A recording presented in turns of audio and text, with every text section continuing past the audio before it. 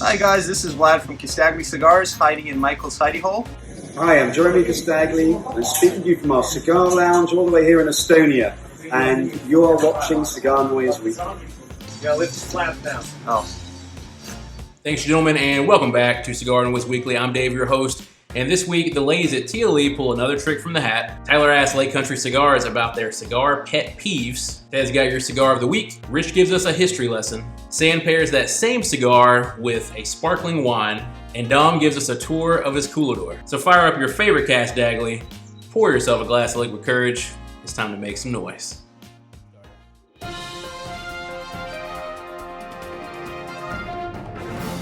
So with most trade shows canceled for 2020, several retailers have announced that they'll be providing virtual trade shows via Cigar Coop. The notable exception so far is Alec Bradley, Crown Heads, Aliva, and Rocky Patel that are planning a roadshow to visit 15 cities over the course of a month. And in other news, the Perdomo Firecracker is now on sale at Two Guys Cigar Shop just in time for the 4th of July. And if you're wondering when the Sobremesa Blue will drop, Steve Saka himself gives an estimated August ship date to retailers. Next, we're headed to Ted for our cigar of the week. This week, cigar of the week is going to be one that might be a little bit difficult for you to get a hold of, but I guarantee if you got one, or if you know where to get one, you're really going to enjoy it. Before we get started though, held a little contest last week, and I want to say congratulations to Brad from Portland, Maine. He was winner of the little contest we had last week, and he got himself a grip of cigars. So congratulations, Brad. Hope you enjoy them. This week's cigar of the week is Casdagli Daughters of the Wind, Pony Express, limited edition, just for a small batch cigar. I've smoked a pretty fair amount of them. I don't believe they're available anymore, but what this beauty has is Ecuadorian Habano wrapper, binders from Costa Rica and Nicaragua, and both Dominican and Peruvian fillers. Really smooth cigar. This is one that has enough nuance that an experienced smoker is really going to enjoy it, but it's actually approachable enough that you could give this to a relatively new smoker and they're really going to enjoy it. You're going to probably experience some flavors of tea, different sorts of nut flavors, maybe cashew peanut, bitter coffee, really creamy mouthfeel of the overall profile, and probably some leather, and this thing cranks out a ton of smoke, okay? It's consistent every time, and this is an extreme box press. I don't know if you can kind of see that, but extreme box press, really sharp corners, beautifully made, beautiful smooth wrapper. I mean, it's really good. It's not oily, but it's really good. It comes in a 6x48 box press. They made 336 boxes of these, so they didn't make a lot, and if you can get your hands on one, probably gonna cost you $16 or maybe a little better. Listen, I gotta tell you, express opinions that I give in a few minutes are not necessarily endorsed by CigarNoise Weekly. They're my opinions, so you can't be responsible for me for what happens next, all right? Let's talk about Casdagli cigars. Now, you might say, I've never heard of them. Well, if you ever get a chance to meet Mr. Jeremy Casdagli, you're in for a treat. He's a class act. The guy has the kind of accent that'll keep your attention and the kind of professional courtesy that'll earn your respect. Now what happened is this company used to be known as Bespoke Cigars. Some of you probably recognize that name a little bit more clearly. Back in 2018 at IPCPR, there was a little bit of a dust up out back between Mr. Casdagli and another cigar company that I won't name over the name Bespoke. And evidently some people feel like they should earn the absolute right over a generalized term.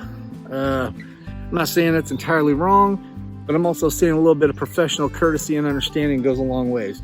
So after this little dust up that was had out back, eventually Mr. Casdagli was the gentleman and agreed to a partial truce, at least on the soil of the United States. But he wasn't about to give up that name around the world. So you'll still find Bespoke cigars in other parts of the world that belong to this same company, but in the United States, Casdagli cigars. I suggest you try a bunch of their cigars in that line. They're all really good. I haven't had a bad one yet, and I've probably smoked, I'm gonna say 6 or 7 different cigars from their line.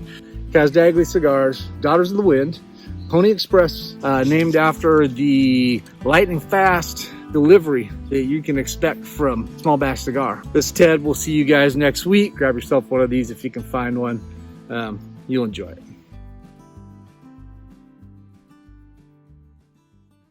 Thanks, Ted. Be sure to check him out at Ted Runs Again on Instagram. And now we're going to Tyler, who is our on-the-ground correspondent at Lake Country Cigars in Wisconsin. Hey Cigar Noise, this is Tyler again, checking in from Lake Country Cigars, and this week's question is, what is your cigar pet peeve? I have actually a lot. It's kind of like asking me my favorite song or my favorite movie. I got nothing, Tyler. This one's easy for me. My pet peeve is not being able to get the cigar out of the box. When someone smokes a cigar, it gives it a good life and gives it a terrible death. And you just smash it into the ashtray and grind it down, and it stinks like hell. My biggest cigar pet peeve is when you can't get the freaking labels off the cigar. My biggest pet peeve with working in a shop is when we get super limited edition cigars and I can't buy all of them.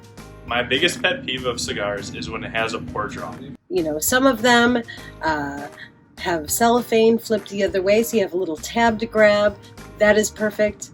Make them easy to take off so you don't have to, pull it off the end. Like recently we're getting in the Tatuaje Anarchy Chaos and the Tatuaje Kruger MBS, and I'm not going to be able to get any. So that's one of my big pet peeves. I wish I could buy all the limiteds. And I have a friend that overhypes cigars and talks about them nonstop.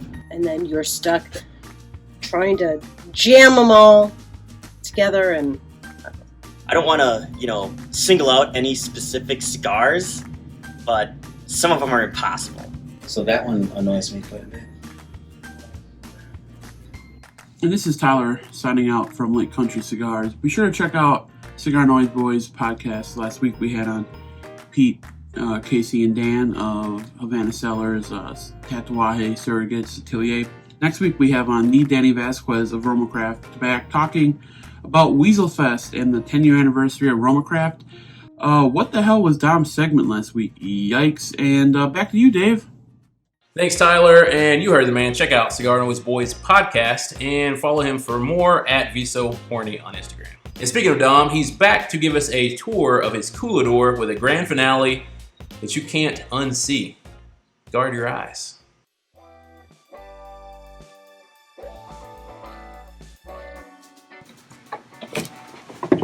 Oh, hey guys.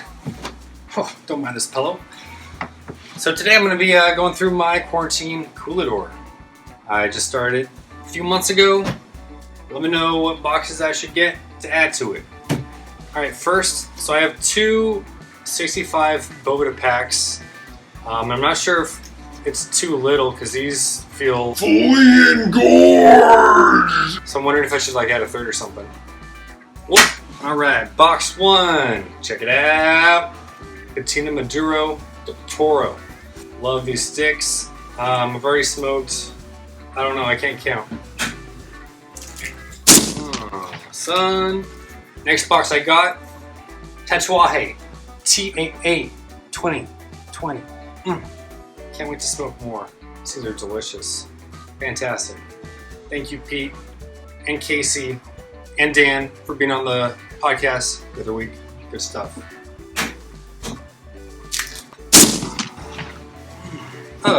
Next we have Fratello Bianco number 3. This cigar I asked because I know I love the Bianco, but I asked Omar what his favorite size was, his favorite Vitola, and he said this one because this is what they blended it in. Thanks Omar for making amazing cigars. Up next we have by HVC the 500th anniversary. So I'm probably going to smoke through these the quickest because it's only a 15 count box, but so good. Love them. HVC. Oh, booger there. All right, the penultimate, well, not the penultimate box, the penultimate brand.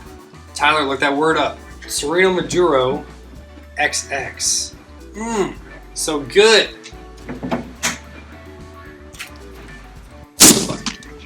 Carson, you rock. And finally, my mistake purchase, 2 craft 2020s. I meant to only get one, but the first shop that I called, I thought I missed out on the list, so I got hooked up with the second one.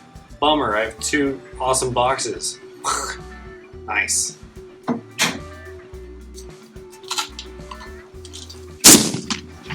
Why'd I buy 2 of them? Well, let me know if there's a box I don't have and I should get. Let me know. Tell me if I'm doing my humidity right or wrong. Cigar content.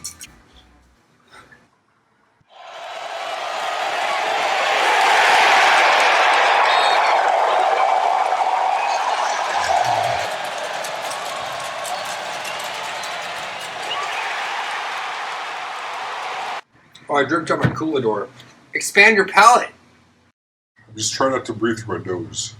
Thanks, Dom. Be sure to check him out at cigar_analogies on Instagram for all of his shenanigans. And now it's time to check in with San, who pairs this cigar of the week with a sparkling wine. Hey y'all, it's your girl San here this week with CigarNoise for your weekly Vino and Leaf pairing. This week's Vino and Leaf pairing is the Daughters of the Wind, DOTW by Casdagli in collaboration with Small Batch Cigar, and the Ballatore Gran Spumante Sparkling Wine, not champagne. The Daughters of the Wind Pony Express gives me cocoa, I'm getting cream, some unsweet tea notes, baking spices specifically, star anise and caraway. Caraway packs a little bit more of a punch. White pepper and cream, pretty heavy cream notes on the retro hell. Going to get into this a little bit more. I'm probably maybe about 8 minutes in right now. The Ballatore sparkling wine tends to err a little bit more on the sweeter side than I like in a sparkling wine and in a champagne. However, with the kind of unsweet tea notes, the graham cracker notes that I'm beginning to pick up a little bit as well in the second third of this Daughters of the Wind Pony Express, as well as a little bit of espresso and cream, this pairs very well. Here's the kicker though about champagne and sparkling wine. All champagnes are sparkling wines, but not all sparkling wines are champagne. It's kind of like the all bourbon is whiskey, but not all whiskey is bourbon effect. So the peach, the apricot, it's the crisp, clean, and cream notes that I get on the Ballatore Gran Spumante, along with the continual baking spice, the caraway, the star anise, the cream, the unsweet tea, a little bit of leather, the graham cracker sweetness, and espresso notes that I am picking up with the Casdagli Daughters of the Wind Pony Express in collaboration with Small Batch Cigars. They always work together as a pairing for me.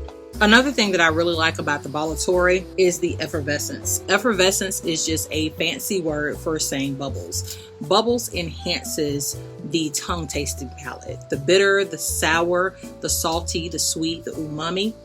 It's all enhanced when you're tasting your food, if you have bubbles, when you are smoking your cigar, if you have bubbles, it enhances everything. This is definitely a summer pairing that I think you all would thoroughly enjoy. Thanks, San, and be sure to check her out at Vino and Leaf for more on Instagram. And next we're headed to Rich for a history lesson. With the FDA regulation deadlines soon approaching for the cigar industry, let's take a short walk down memory lane to the 1600s to figure out what would have happened to you back in the day if you smoked tobacco. Because if you think our regulations today are problematic, let's learn a thing or two. So, back in the day, in China, in the early 1600s, the penalty for smoking tobacco was death. You would be decapitated. That's not so great. A little bit better than our substantial equivalence problems, though those are still problems. In the Ottoman Empire, between the 1620s and 1640s, You could also be killed for smoking tobacco or for selling tobacco. Either one, death penalty. Now, the Ottoman Empire was particularly interesting because Sultan Murad IV would go around town acting like a pauper and asking people for tobacco. If you gave him something to smoke, he would then decapitate you. Shows you what happens when you're nice. Alright, let's take a look at Russia in the 1600s. In about the 1620s, the penalty in Russia for smoking tobacco was getting flogged and sent to Siberia, which is also not great. And then later in about the 1670s, they changed it to, you guessed it, death. So, things could be a lot worse, is really all I'm saying. They could also be a lot better, but they could be a lot worse. So let's count the blessings we do have. Thanks, Rich, and for that and more, you can follow him at MooCowRich on Instagram. And last but not least, let's head over to the ladies at the Lounge Experience podcast to see what they pull out of the hat today. Erica here. Amy here. This is TLE podcast on CigarNoise Weekly. Woo! Yellow. Good evening, good morning, good afternoon, whatever the time it is at your place. So, hi guys.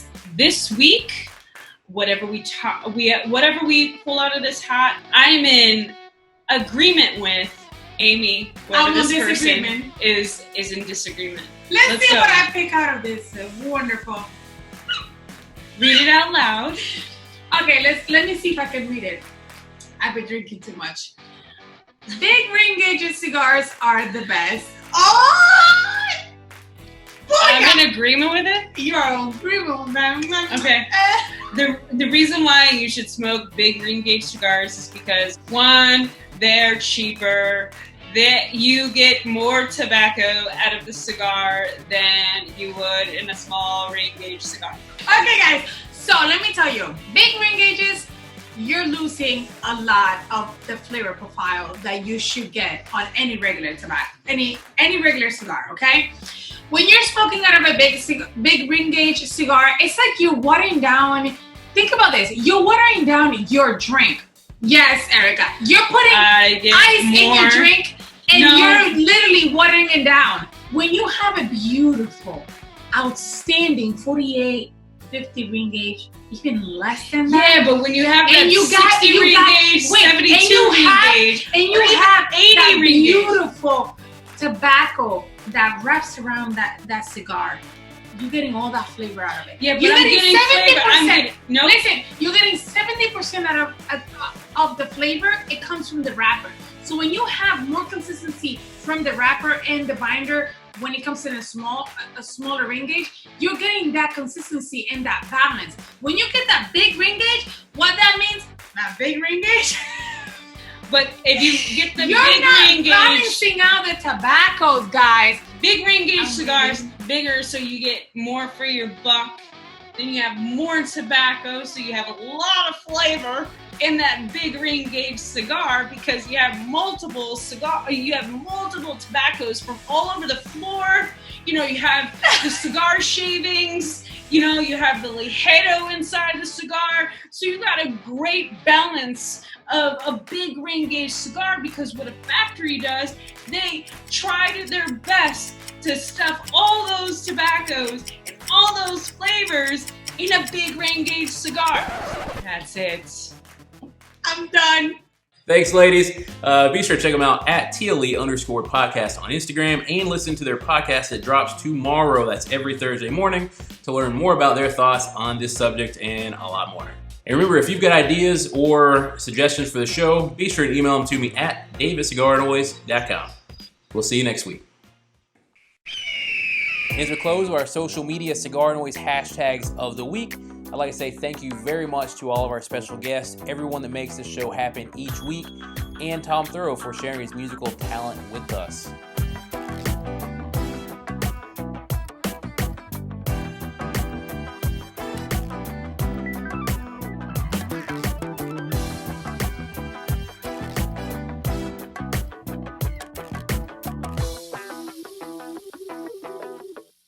All right, I can't do this. Whatever topic. How should I start it? Thank you for listening to Cigar Noise, boys, and I hope you enjoy our cigars as well. This is CigarNoise Weekly. Yes. Do I look weird? I feel like I look weird.